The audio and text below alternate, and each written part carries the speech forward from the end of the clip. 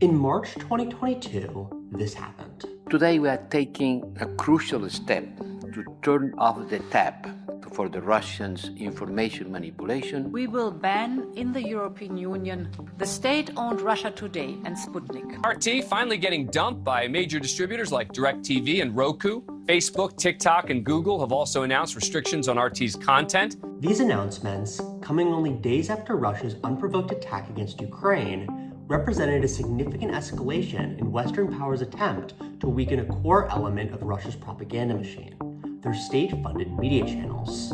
For years, Western authorities have accused RT, formerly known as Russia Today, and Sputnik of being mouthpieces for Kremlin propaganda abroad, who constantly spread disinformation about the West and Russian affairs. But in the years since, with these restrictions still in place, the Kremlin has reshaped their media strategy, infiltrating the craft of journalism and the delivery of news commentary from the inside out, in ways that are reshaping global viewpoints of Russia and the world. This is the story behind the Kremlin's shifting propaganda strategy and how it's expanding Russia's soft power around the globe. I'm Eric Traub, and this is episode 7 of 8-Ball. This story starts far before 2022, all the way back in 2008. Russia had just invaded their former Soviet counterpart, Georgia, kicking off the brutal 5-day Russian-Georgian War. It was an invasion that was met by widespread Western criticism that Russia Today was not too fond of.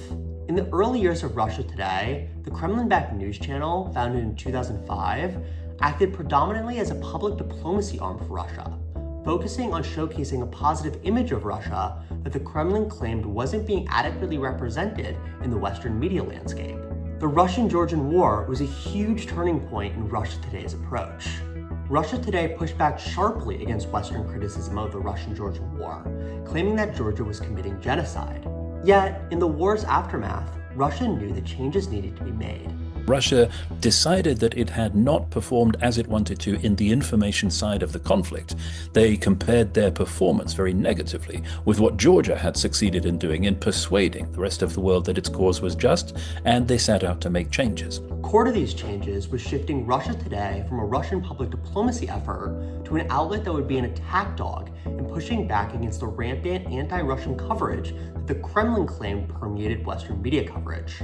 But in order to do this effectively, Russia Today needed to be able to appeal to people outside of Russia. And in 2009, they took the first of multiple major steps in improving those optics. First, the channel decided to rebrand from Russia Today to RT in an attempt to globalize the brand and make it seem that RT wasn't just about Russia. Instead, it was an international news company that provided an alternate but professional perspective and whose contemporaries included the BBC and CNN. It's important for an outlet like Russia Today or Sputnik to say, we are just like that, because if they don't make that claim, if they aren't able to convince at least some people of that, then they really what they report has a lot less weight. And to really hone in on this point, in 2010, RT made the phrase "question more" their official company motto, branding themselves as journalists that would poke holes in the Western media narrative and gave them an anti-establishment feel of sorts. Therefore, both of these moves in 2009 and 2010 are instrumental to understanding RT's evolution from a public diplomacy arm to a staunch anti-Western news coverage outlet. And this shift reached new heights in December of 2013, when President Putin signed an executive order that dissolved the state news agency and replaced it with a new one that would be more favorable to Putin and the Kremlin. In this effort to further suppress free expression and bring media closer to Kremlin control, this new news agency became the parent media company of Sputnik, which was founded in 2014. Going forward, the message was clear. Russia's state media would be relentless in their attacks against Western media, and whose coverage would be focused on exposing and picking holes in narratives that were hurtful to Russia. Then, the next year, controversy erupted in European airspace. Turkey says it warned the Russian jet 10 times it was violating Turkish airspace before ordering its F-16s to shoot down the Russian aircraft. Obviously, this was a moment of extreme tension. Yet, studies of Russian state media content in the months prior to the incident found that Sputnik was pretty balanced in their coverage towards Turkey. However, that all changed after Putin accused Turkey of being accomplices to terrorism, even accusing Turkey of supporting ISIS by way of oil trade. So, not surprisingly, RT and Sputnik quickly shifted away from their once balanced coverage of Turkey and began echoing and amplifying the Kremlin's talking points. Then, in 2016, came Russiagate. A report from the United States Office of the Director of National Intelligence accused both RT and Sputnik of consistently producing content that accused Western media of unfairly conspiring against then-presidential candidate Donald Trump. The report went on to accuse RT and Sputnik of claiming that Donald Trump's election win vindicated Putin's populist prediction for the future of global politics, all with the end goal of pushing forward the Kremlin's plan to create chaos in the US political system and further erode trust in American institutions. That brings us back to where we started this video.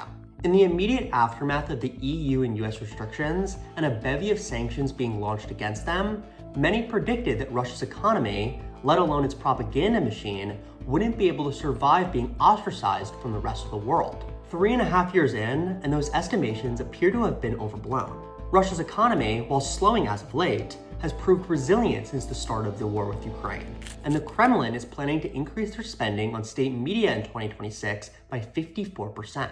What you're going to clearly see for the rest of this video is that post-restrictions going into place in 2022, Russia's information war, out of necessity, shifted its approach, going from an overt operation in which state media consistently flooded the information zone to a more deceptive and aggressive operation in which they are infiltrating news commentary and journalism practices within foreign countries themselves. Look no further than the bombshell announcement that the Department of Justice made in September of last year. The DOJ accused 2 RT employees of funneling millions of dollars into a media company based in Tennessee called Tenant Media that the Russians used to funnel money to MAGA YouTubers to spread Kremlin talking points to their millions of followers. When that story broke, I was very actively reporting on Russian disinformation. And when I saw the contents of that indictment, I kind of flipped out. Tenant Media case demonstrated the amount of resources and the lengths that RT will go to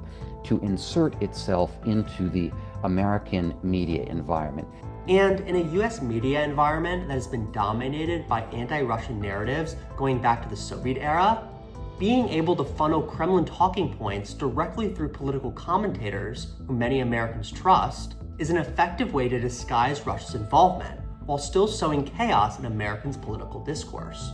With that being said, with restrictions in the EU and the US still in place, Russia's propaganda machine has been turning their attention to regions like Africa, Latin America, and Southeast Asia, in which Russia's worldview traditionally lands on softer and more receptive ears. The Global South, the so-called Global South, and particularly countries in Africa and South America, they have a very different history with the Soviet Union and Russia than Americans do. Due in part to the underlying and understandable anti-colonial sentiment in these regions, Russia has historically been seen as a fighter for freedom. Couple that with a weaker media ecosystem, especially in Africa, and Russian news can sometimes be the most prominent news available. So, similar to the less overt tactics that the Russians used in the Tenant Media case, the Russians are now infiltrating the craft of journalism itself.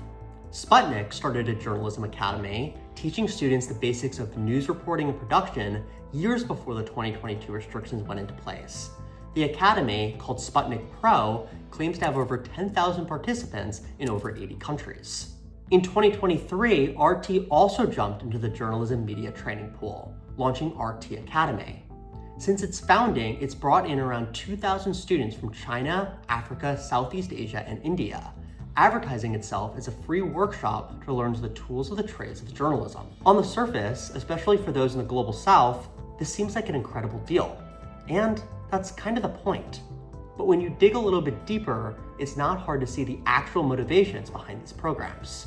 Past couple of months because of the project that we are doing, received numerous applications from journalists with Russia Today training, which I think is something super interesting. Jakob is the president of Pravda, one of Poland's first fact-checking NGOs. If you analyze, and we did it as an organization, different activity of certain journalists and certain journalist schools, universities, you're going to find out that it's a somehow systematic training and giving opportunity for young, especially young African journalists to basically learn from their Russian friends. That's how they are basically trying to advertise it. In fact, multiple experts that deliver lectures about journalism practices to students within RT's journalism programs are both employees of RT and known propagandists of the Kremlin.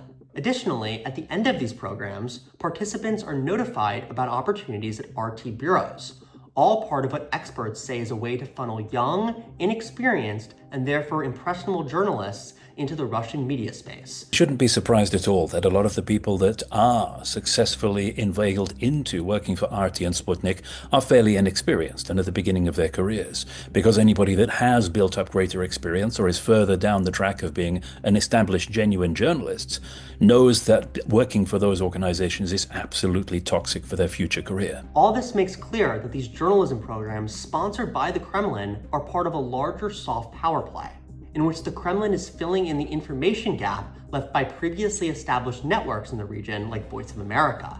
And the Kremlin does not stop there. Remember how RT's official motto is "Question More," which gives them a type of investigative journalism persona? Well, Russian state media is now leaning more and more into that persona by way of fact-checking.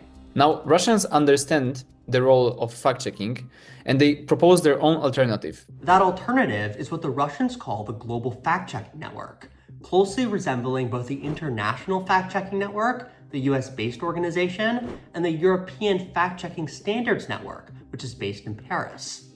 The resemblance obviously causes confusion for the normal, everyday person. And that's no accident. They understand that in many parts of the world, fact-checking is a term that is pretty equivalent to more high-quality journalism.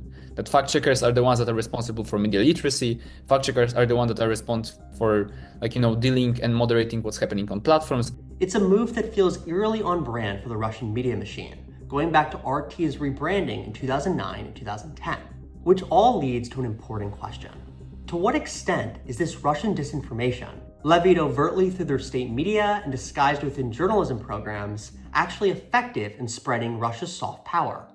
Honestly, there's no clear answer. It's hard to define the scale of the impact that Russian state media messaging has on the rest of the world, in part because the true audience size is likely unknown. RT claimed their coverage garnered 23 billion online views in 2024, but experts warn that number is unrealistic. However, we do have more clarity on the impact that Russian disinformation can have on one's worldview, especially in Africa. A 2024 report found that Russia is now the main agent behind state-sponsored campaigns in Africa, an effort that's clearly having an impact on public opinion, with approval for Russian leadership in West Africa increasing 22% between 2020 and 2023.